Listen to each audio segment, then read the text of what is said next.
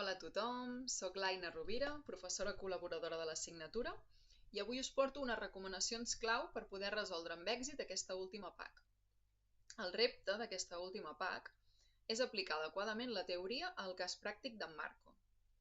Per tal de resoldre-la us volem recordar 5 aspectes claus. En primer lloc, llegir atentament els enunciats. Sembla obvi, però la clau del treball és que les vostres propostes estiguin directament vinculades al cas Marco. No feu explicacions genèriques. En segon lloc, organitzar els terminis. Planifiqueu les hores que necessitareu per realitzar la PAC. Us recomanem que pugueu reservar la primera meitat per llegir i entendre els recursos proposats, fer l'anàlisi teòrica i la detecció de necessitats del cas, i l'última part pel disseny creatiu de la infografia. En tercer lloc, citar i referenciar correctament. Com ja sabeu a aquestes altures del semestre, la cita és obligatòria. Tota afirmació, teòrica o fonamentació ha d'anar acompanyada de la cita correcta. Autor, any, segons la normativa APA, i referenciada correctament al final. No citar és plagi. Recordeu que hi ha moltes aplicacions que us poden ajudar a fer aquesta tasca molt més fàcil.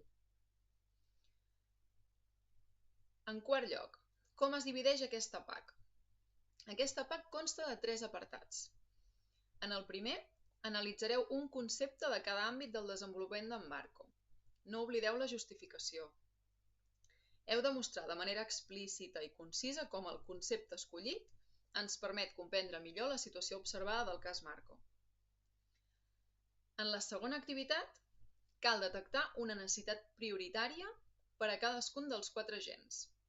És a dir, penseu com a psicòlegs que fan un diagnòstic de l'entorn. Per exemple, què necessita el professorat per atendre en Marco? O la família per acompanyar-lo emocionalment? Quines eines o recursos els poden faltar als alumnes? No valen idees generals. Heu d'explicar la rellevància d'aquesta necessitat en el moment evolutiu actual d'en Marco.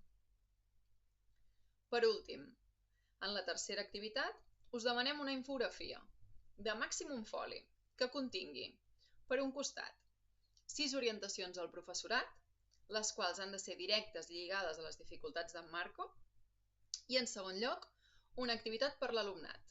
Penseu una activitat de sensibilització o convivència, com un joc, un taller, etc. I expliqueu com treballa una de les necessitats que heu detectat prèviament. Per últim, cuideu el format. Abans d'entregar el treball, reviseu l'ortografia, la tipologia de la lletra, la comprensió del text. Recordeu que respectar l'extensió permesa a cada apartat és important. Entenem que pot resultar un repte, però és fonamental per demostrar la vostra capacitat de síntesi. El vostre objectiu és fer un treball sòlid, aplicat i ben referenciat. Utilitzeu la teoria per justificar cada pas.